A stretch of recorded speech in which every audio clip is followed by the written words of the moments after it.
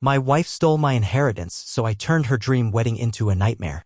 They say love makes you blind. But I wasn't blind. I saw the red flags. I just ignored them. When my father passed away, I was wrecked. He was my anchor, tough, honest, and the kind of man whose handshakes still meant something. We didn't always say much, but he was always there. Losing him felt like someone had taken a sledgehammer to the foundation of my life. Then came the inheritance.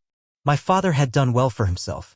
Nothing insane, but enough to change my future, a house, some investments, and a large sum sitting quietly in a trust. And just like that, she changed. My wife, who had always been supportive, patient, kind, suddenly became obsessed with building our legacy. She talked about putting everything in both our names, how we needed to make decisions as a team, how my father would have wanted us to grow together. I was still deep in grief, barely sleeping, barely thinking straight. And when someone you love tells you that you're in this together, you believe them. I signed the documents. All of them. It didn't take long for the money to move. A new car. A renovation we didn't need. Vacations I didn't enjoy. I watched as everything my father had left was rebranded as ours, but spent like it was hers. When I voiced concern, she'd kiss my cheek, tell me I was just stressed, and remind me that we were building a future. That was the first lie. The second came nearly a year later, in the form of a conversation I was never supposed to hear. She was in the guest room, on the phone. She thought I was asleep downstairs. But the moment I heard her voice, something made me stop. I told him we should wait until the house is fully in my name. After that, I'll file. He won't fight it. He's too passive. He'll just walk away. I froze. I wasn't hearing a moment of weakness or confusion. I was hearing a plan. Step by step, methodical, clean. She was going to divorce me. Take the house. The money. Everything. And she was confident I'd let her do it. That night, I lay beside her in bed, my back turned, my mind racing. I couldn't sleep. Couldn't breathe. Every smile she'd given me for the past year now looked like a mask. Every I love you felt rehearsed. I wanted to scream, confront her, demand answers. But something stopped me. She thought I was weak, predictable, that I'd fall apart and leave quietly. She was wrong. The next morning, I kissed her goodbye like always and left for work. Only I didn't go to work. I went to my lawyer, explained everything, showed him the documents I'd signed, the transfers she'd made. He shook his head and said she knew exactly what she was doing. We put together a plan, one that would take time, patience, and precision. I started documenting everything. Calls, emails, transactions, photos. I learned the difference between reacting emotionally and responding strategically. I wasn't just preparing for a divorce. I was preparing for a war. And then something happened that made it all come into focus. She started coming home late. At first, she gave excuses. A new yoga class, drinks with friends, traffic. But the energy changed. She didn't try to hide her disinterest anymore. Barely looked at me. Barely spoke. One night I followed her. I didn't want to, but I had to know. She wasn't going to yoga. She wasn't meeting friends. She was meeting someone else. They sat together at a small Italian place we used to go to. Held hands. Laughed. Kissed. I took pictures from the sidewalk like some private investigator in my own life. That night, I didn't sleep again. But not from heartbreak. From clarity. She wasn't just preparing to leave me. She was preparing to marry him. I dug deeper. Social media under fake accounts. Messages hidden on her tablet. She created a whole second life, a fantasy built on lies and stolen money. And the final detail? They'd picked a wedding venue. A big, lavish place outside the city. The same one she used to drive past and say, if I ever get married again, it'll be there. Ironic, really? Because she would get married there. She just had no idea I'd be attending. I spent the next few months playing the long game. Every morning, I kissed her goodbye with a smile. Every evening, I came home on time, brought flowers now and then, even cooked dinner on weekends. She thought I was trying to save our marriage. She didn't realize I was preparing her downfall. The more comfortable she got, the more careless she became. I watched her drift further away from the illusion of loyalty. Her phone buzzed constantly with messages she barely bothered to hide anymore. Can't wait to hold you tonight. He still suspects nothing. Counting the days until we're finally free. Free. That was the word she used. As if I was the prison she was trapped in. As if she hadn't taken everything from me, my father's legacy, my home, my dignity. But I didn't let it show. I nodded. Smiled. Played the role she expected. She didn't know she was rehearsing for her final act. Behind the scenes, I was methodically collecting. I installed a hidden camera in the living room, another in the office, and one near the front door. I wasn't just gathering proof of the affair, I was tracking her lies in real time. Every whispered call, every sneaky plan, every smirk she gave him while she thought I was away. And I didn't stop there. I contacted the venue they booked for their wedding. Under a fake name, I asked to schedule a tour on the same weekend. It was confirmed. Same location, same date, different people. I knew exactly where to strike. But it wasn't just about showing up and ruining the moment. That would be too easy. She needed to feel everything. The fear, the humiliation, the weight of her decisions collapsing all at once. I needed this to be something she would never forget and something no one else at that wedding could ignore. Her plans accelerated. One night she told me she needed space, claimed she was going to stay with a friend to clear her mind. I nodded, told her I understood. She packed a small bag and left without even looking back. I stood there in the kitchen, the silence ringing in my ears, and I smiled. She thought I was broken. She thought I'd cry and wait for her to come back. She had no idea I'd already rented an apartment across town, moved my essentials there, and transferred every remaining asset that hadn't already been taken. What little I had left, I was protecting with everything I had. The next phase was reaching out to the groom-to-be. I found his name through her emails. A wealthy guy from out of state, recently divorced, a bit older, the kind of man who probably thought he was rescuing her. I sent him an anonymous message with one simple question: do you know who you're marrying? I attached photos, timestamps, documents. No threats. No explanations. Just the truth. He didn't respond. But I know he saw them. Whether he believed them or not, that would reveal itself later. Now came the part that mattered most, the wedding day. I wasn't going to storm the venue, yell, I object, like some cliché movie. No, I was going to let her walk all the way down the aisle. Let her think she'd won. Let her bathe in the applause and admiration of the crowd. Let her taste the beginning of her so-called perfect new life. And then I'd pull the curtain back and show everyone what was hiding behind the dress and the makeup and the lies. I had help. The venue's event planner, someone I had quietly hired weeks prior, helped me set everything in motion. She didn't know all the details, just that it was a special request from a client with a personal message for the bride. A short video to play during the reception as a surprise. The bride would be expecting a sweet slideshow.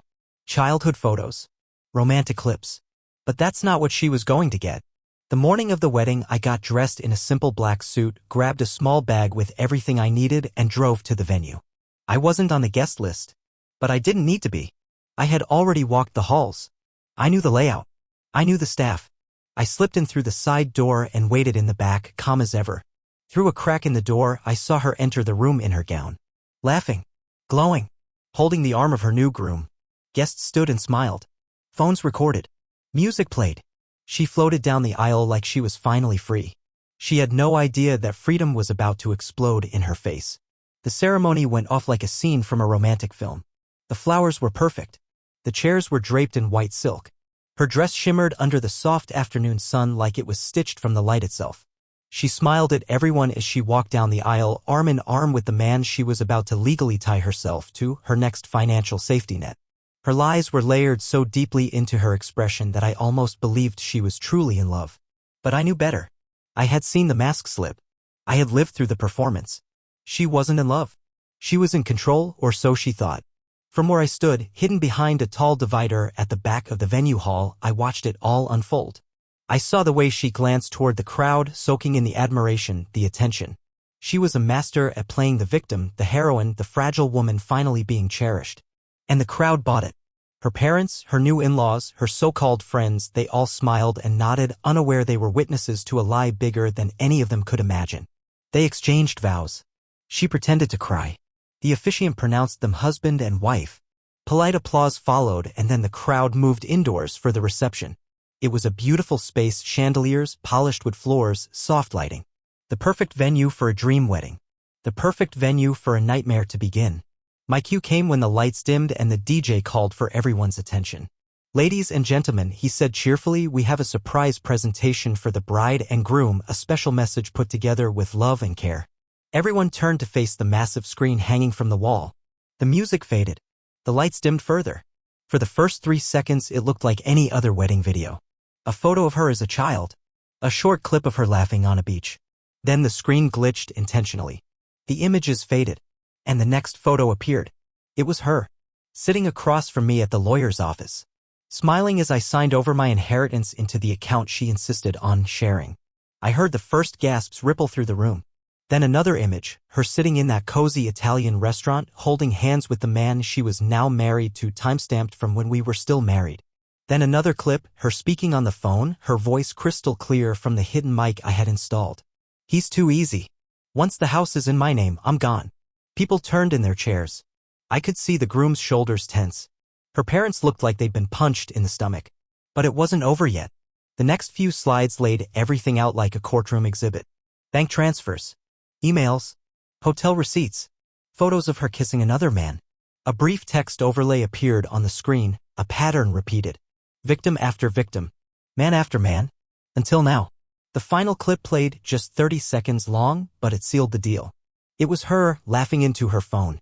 This guy has no spine. He'll never fight back. He'll probably thank me for leaving. The room was silent. I stepped out from behind the divider, walked slowly toward the center. People turned one by one, murmuring, whispering, some gasping out loud as they recognized me. Her face, once pale, then red, then nearly blank, was frozen in shock. Her new husband looked like he was trying to piece together whether this was some kind of elaborate prank. It wasn't. I reached into my bag and pulled out a fake envelope. Walked over to the groom and placed it gently in his hands. Everything you need is in here, I said quietly. Names, dates, contacts, evidence. You deserve to know what you married. He didn't say a word. She finally found her voice. You're insane. You ruined my wedding. I smiled. No. I ended the performance. You just didn't know the audience was real. She lunged toward me, but someone held her back. Security? A friend? I didn't look.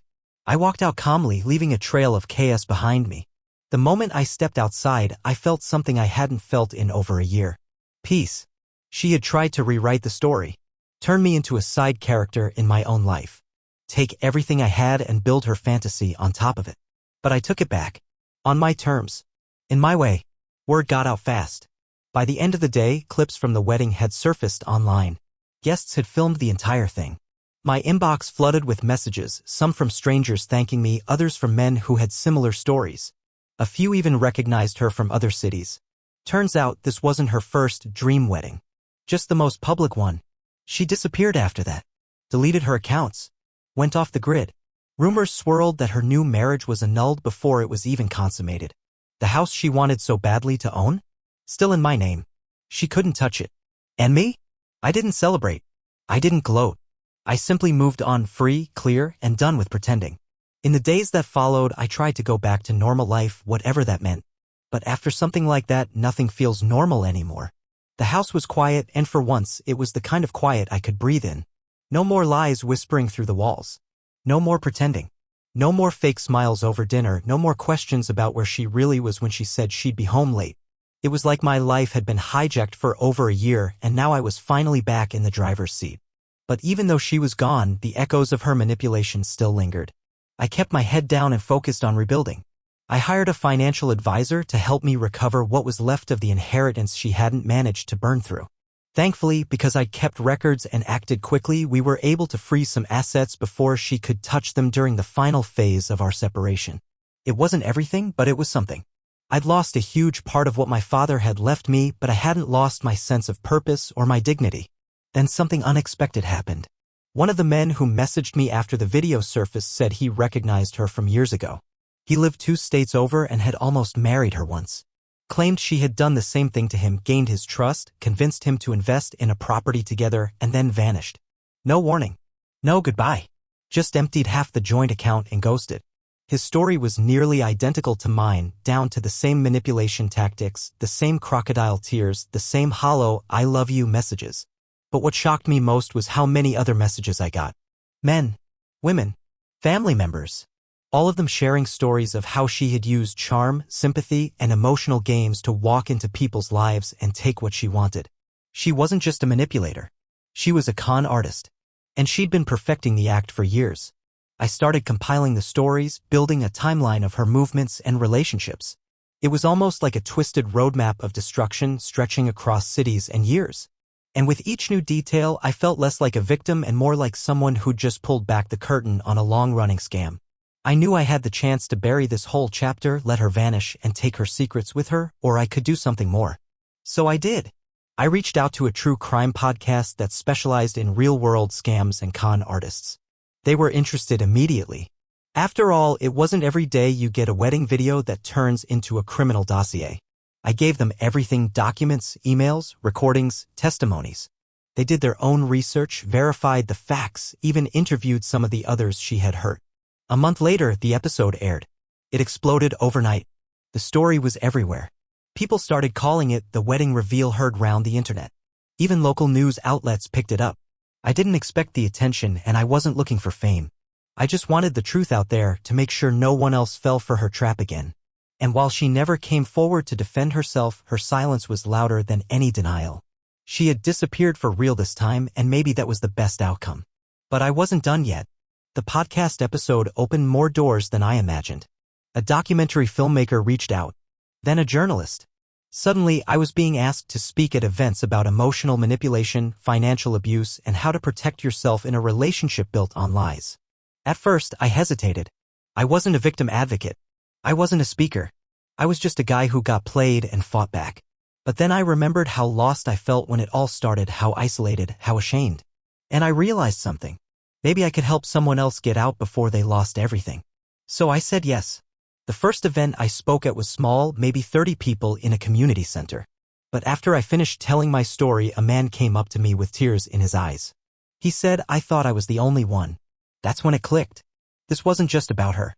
This was about everyone like her. The ones who wear masks, who use love as a weapon, who leave behind wreckage and never look back. And I was going to make sure people saw them coming next time. Months passed and life began to feel like mine again. I wasn't just surviving anymore, I was rebuilding. And not just financially, but emotionally, mentally, piece by piece. The anger that once burned in my chest had dulled into something clearer: resolve. I still lived in the same house she tried to steal from me, but now it felt different. It didn't feel like a battleground. It felt like a monument to what I had overcome. Every room had once held a lie. Now it held a lesson. The podcast, the articles, the speaking events, each one reached more people than I expected. I received hundreds of messages, not just from those who had been tricked by someone like her, but from people who had seen themselves in my story and realized they were on the brink of losing themselves too. Husbands, wives, sons, daughters, some had been manipulated by a partner, others by a parent or even a friend. What connected them all was the same feeling, that quiet, gnawing sense that something was off but not knowing how to name it. That's what emotional fraud does. It doesn't come crashing in. It seeps. Slowly. Quietly. Until it rewrites your sense of truth. I never planned on becoming a voice for this kind of recovery. But I couldn't ignore what was happening. I had turned one moment of destruction, the wedding reveal, into a spotlight, and that light was helping others find their way out. That meant something to me. It gave purpose to the pain. I started collaborating with advocacy groups, helping create resources for people trapped in emotionally abusive or manipulative relationships. Real tools. Not just cliches like leave or move on. Step-by-step advice on how to gather evidence, protect finances, reclaim self-worth. I began writing more. Not for a blog or a book deal. Just for clarity. I wrote down everything, what I missed, what I felt, how she twisted my own instincts against me. One night, I wrote a letter to my father. Not to send, of course, but to say everything I wish I'd said before he passed. I told him how much his trust meant to me, how sorry I was that it was used the way it was. But I also told him that I fought back. That I didn't let her win. That what he gave me wasn't wasted, it was reclaimed. Then one day, I got a call from someone unexpected. Her ex-husband. I didn't even know she had been married before me, but nothing surprised me anymore. He told me he'd seen the podcast, recognized her voice, and everything clicked. She'd done it to him too, right down to the fake tears and sudden vanishing act. But the worst part? She had left him with debt. Not just emotional damage, real, crushing financial ruin. He had spent years recovering, never telling anyone the full story because he felt ashamed. We talked for hours. And at the end of the call, he said something I'll never forget. "You gave me closure I didn't even know I needed." I think that's what all of this had become, not revenge, not exposure, but closure. For me. For the others. Even for people she hadn't reached yet but might have if her mask had never slipped. And somewhere in all that, I realized I wasn't holding on to her anymore. I wasn't checking if she'd resurfaced. I wasn't waiting for justice to knock on her door. I was free. One evening, I sat on the porch of the house she thought would be hers, drinking a cup of coffee, the sky streaked in soft pinks and oranges. I felt calm. I felt whole. And I thought back to the moment I signed over everything because I believed in love. I didn't hate myself for it. That version of me wasn't stupid. He was hopeful. He was loyal. He was real. She took advantage of that. But she didn't destroy it. And now I carry that same heart but with sharper eyes. Wiser instincts. Firmer boundaries. That's the real victory. So if you're listening to this story and something inside you is nodding, if you're seeing pieces of yourself in my words, let me say this to you directly: you are not broken. You are not weak for having trusted. You are not alone. There is a way out. And once you take it, there is a life on the other side that is bigger, brighter, and more yours than you ever thought possible. If this story spoke to you, do me a favor, subscribe to the channel and leave a comment below. Tell your story. Or just say, I'm here. You never know who might read it and finally feel seen. Your voice matters. And you're not alone anymore.